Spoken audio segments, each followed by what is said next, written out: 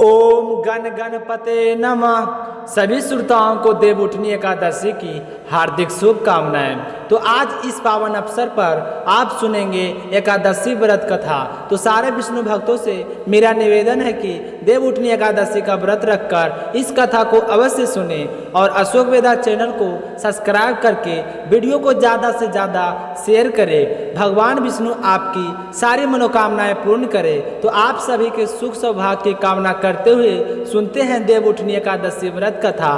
बोलिए गणेश भगवान की जय हो, बोलिए विष्णु भगवान की जय हो, बोलिए तुलसी मैया की जय हो, बोलिए लक्ष्मी माता की जय हो जय। महापुराण के अनुसार पौराणिक समय में दत्त के राजा दित्य हुआ करते थे।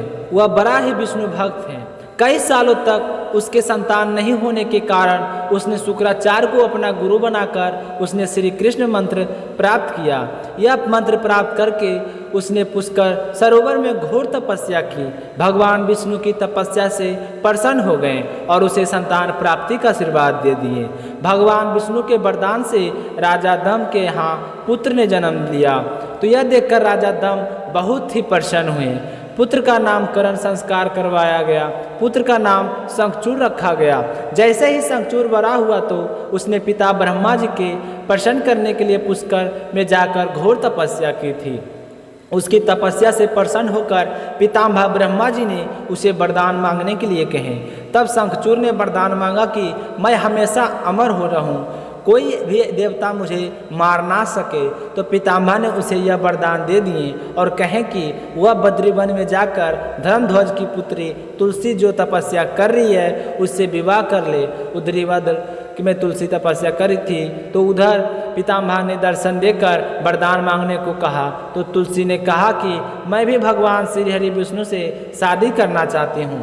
तो पितामह कहने लगे कि दैत्यराज दव का बेटा शंखचूड़ है जो भगवान विष्णु का ही अंश है, वह तुम्हारे सामने आएगा, तुम उसे शादी के लिए हाँ कर देना। तो ऐसा कहकर पितामह वहाँ से अंतर्ध्यान हो गए।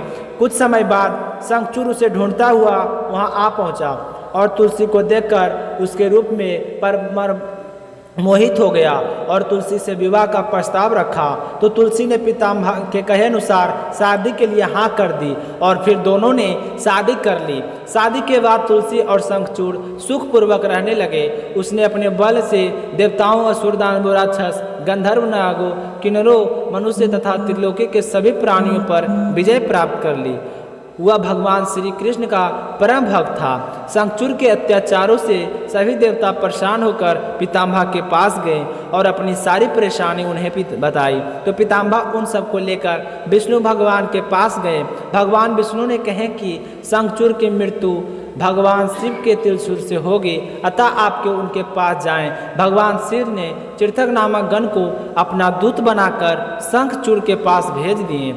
चित्रक ने शंखचूड़ को समझाया कि वह देवताओं को उनका राज लौटा दे, लेकिन अहंकार के चलते शंखचूड़ ने मना कर दिया और कहा कि वह महेश्वर से युद्ध करना चाहता है। जब भगवान शिव को यह बात पता चली तो वे युद्ध के लिए अपनी सेना लेकर निकल पड़े।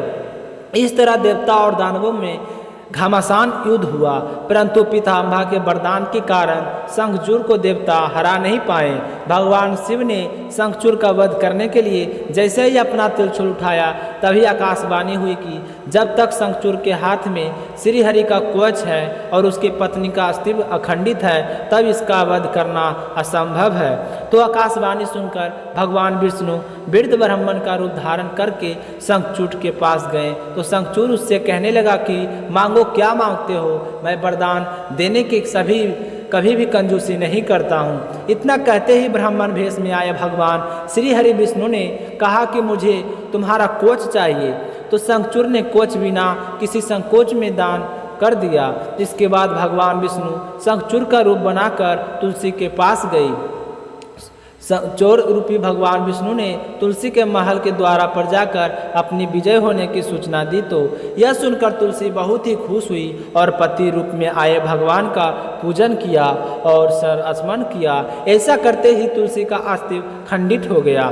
भगवान शिव ने युद्ध में अपने त्रिशूल से शंखचूड़ का वध कर दिया। जब तुलसी को इस बात का पता चला कि उसके पति नहीं रहे, जो सामने है वह भगवान श्री हरि विष्णु है, तो क्रोध में आकर तुलसी ने कहा कि आपने छल पूर्वक मेरा धर्म भ्रष्ट किया और मेरे पति को मार डाला, अतः मैं आपको श्राप देती हूँ कि आप पोषण होकर धरती पर रहें। तो तुलसी की बात सुनकर श्री हरि विष्णु ने कहा कि हे देवी, तुम मेरे लिए भारतवर्ष में रहकर बहुत दिनों तक तपस्या करती रही हो, इसलिए तुम्हारा यह शरीर नदी रूप में बदलकर गंडकी नामक नदी के रूप में प्रसिद्ध होगा।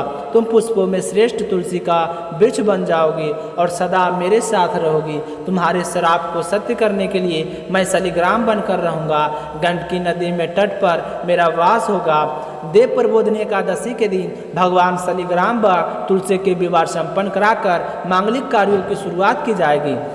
जो भी हमारे इस स्वरूप का विवाह करवाएगा और श्रद्धा भाव से हमारा पूजन करेगा, उसकी सारी मनोकामनाएं पूर्ण होगी। मान्यता के अनुसार तभी से इस तुलसी शालिग्राम का विवाह करने की परंपरा चल रही है और जो भी व्यक्ति श्रद्धा भाव से इनका पूजन करके इनका विवाह संपन्न कराता है, उसे अपार पुण्य फलों की प्राप्ति होती है। बोलिए गणेश गणाधर महाराज की जय हो। एक समय की बात है, गणेश जी एक छोटे से बालक का रूप धारण करके चावल के और चम्मच दूध लेके निकले थे। वे गांव में जाकर किसी से आवाज़ें लगाकर जोर जोर से कह रहे थे कि कोई है जो मुझे खीर बना दे। तो उसकी बात सुनकर सारे लोग हंसने लगे कि भला इतने से चावल और दूध खीर बनती है। पर गणेश जी तो ऐसे ही बोलते जा रहे थे, उन्हें किसी बात का कोई उन्हें ऊपर ध्यान नहीं दिया। तभी उन्हें देखा कि गांव के बाहर एक झोपड़ी बनी है, उसके बाहर एक बूढ़ी अम्मा बैठी है। तो उनके पास जाकर बोला कि माँ जी, आप मुझे खीर बना दो। तो बूढ़ी अम्मा कहने लगी कि हाँ बेटा, बना दूंगी। तो उसने चिमटी में से चावल और चम्मच से भरा हुआ दूध बूढ़ी अम्मा को दे दिया। तो उसे लेकर वो झोपड़ी के अंदर चली गई। वहाँ जाकर एक छोटा सा पतीला चूल्हे पर चढ़ा दिया। यह देखकर गणेश जी कहने लगे कि माँ जी, इतने से पतीले से क्या होगा, कोई बड़ा बर्तन लाओ। तो वे कहने लगे कि बेटा, मेरे पास तो कोई बड़ा बर्तन नहीं है।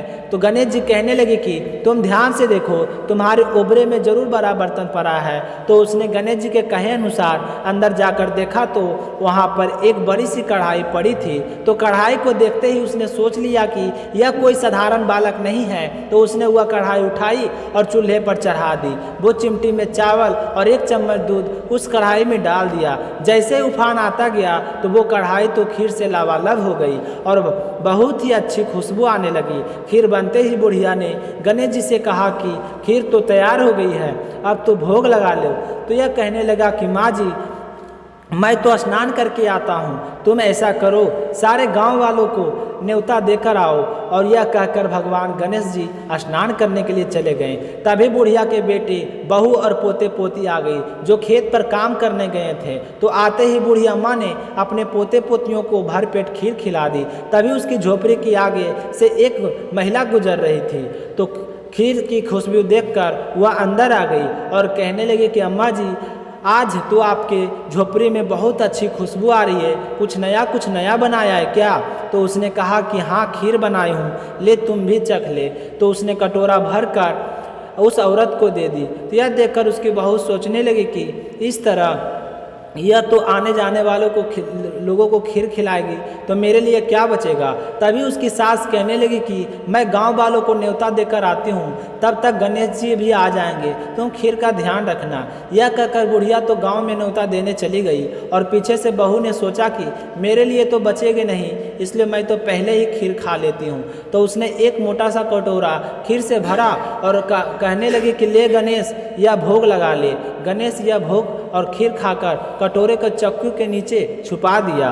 अब बूढ़ी अम्मा भी गांव वालों को न्योता देकर आ गई। गांव वाले सारे लोग कहने लगे कि इसके पास तो खुद खाने के लिए भोजन नहीं है और आज पूरे गांव वालों को न्योता दिया है, खाने को तो कुछ मिलेगा नहीं, यह तो हमें पता है, पर चलकर देखना चाहिए कि इसने न्योता क्यों दिया है। तो सारे गांव वाले इकट्ठा होकर उसके झोपड़े पर पहुंच गए। उधर बुढ़िया जब पहुंची तो गणेश जी भी आ गए थे, तो उसे देखकर कहने लगे कि गणेश भोग लगा ले। तो गणेश जी महाराज ने कहे कि मुझे तो भोग तुम्हारी बहू ने लगा दिया है। तो बूढ़ी अम्मा कहने लगे कि नारे गणेश, मेरी बहू तो खेत से आते ही काम पर लग गई है, तू ये क्या कह रहा है। तो गणेश भगवान बोले कि अपनी बहू से जाकर पूछ लो, अगर फिर भी विश्वास नहीं है तो तुम्हारी चक्की के नीचे देखो खीर का कटोरा पड़ा है, अभी भी उसमें 2 चावल चिपके हुए हैं। तो बुढ़िया ने जैसे कटोरा देखा तो सच में ही उस कटोरी में 2 चावल चिपके थे और चक्की के नीचे छुपाया हुआ था। तो वे कहने लगे कि गणेश कोई बात नहीं,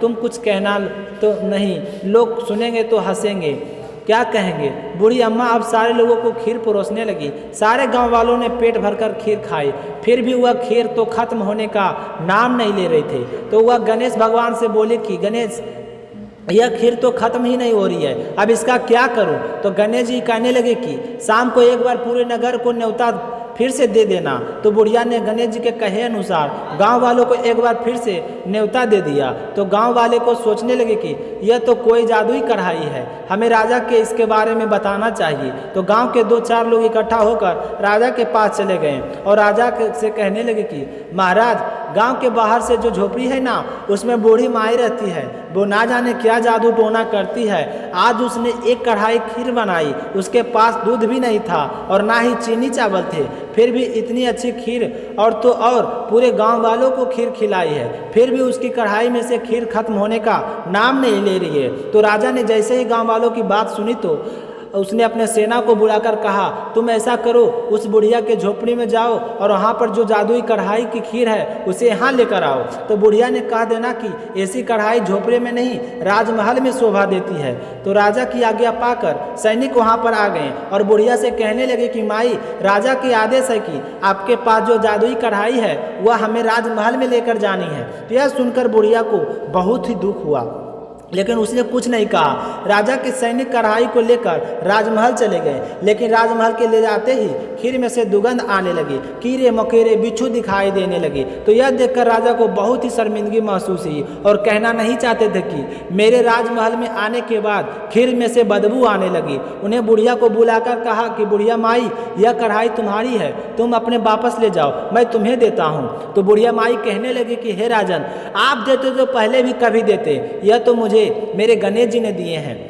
तो बुढ़िया ने जैसे ही खीर उठाई तो लेते हुआ कढ़ाई फिर से सुगंधित खीर में भर गई। तो यह घर आकर बुढ़िया ने गणेश जी से कहा कि बची हुई खीर का क्या करूं गणेश। तो गणेश जी, बची हुई खीर का क्या करूं। तो गणेश जी ने कहे कि माँ जी, झोपड़ी के एक कोने में गड्ढा खोदकर उसमें गाड़ दो और उसी जगह सुबह उठकर वापस खोदना तो तुम्हें धन से भरे हुए 2 घड़े मिलेंगे। तो ऐसा कहकर गणेश जी अंतर ध्यान हो गए, लेकिन जाते समय झोपड़ी के लात मार गए थे। तो झोपड़ी की जगह वहाँ पर एक सुंदर सा महल खड़ा हो गया। सुबह हुई तो बहू ने फावड़ा लेकर जिस जगह पर खीर गई थी वहाँ से खोदने लगी, तो उसे कुछ नहीं मिला।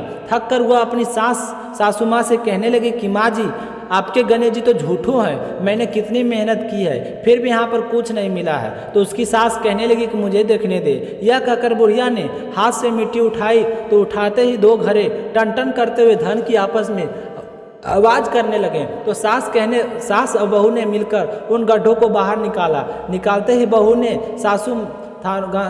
साचू है, मैं तो झूठी सुनकर ये उसकी सास कहने लगी कि बेटा, गणेश जी तो भावना के भूखे हैं, जो भी श्रद्धा भाव से गणेश जी को याद करता है, गणेश जी उसकी किसी न किसी रूप में आकर मनोकामना अवश्य पूर्ण करते हैं। गणेश जी तो बल बुद्धि के दाता हैं। यह तो ही देख रही है कि मैं वर्षों से गणेश जी का तपस्या कर रही हूँ, तो गणेश जी ने कैसे एक छोटे से बालक के रूप में आकर मेरी सारी मनोकामनाएं पूर्ण कर दी। उसी दिन से उसकी बहू और अपने सासू माँ के साथ रोजाना गणेश जी की पूजा करने लगी।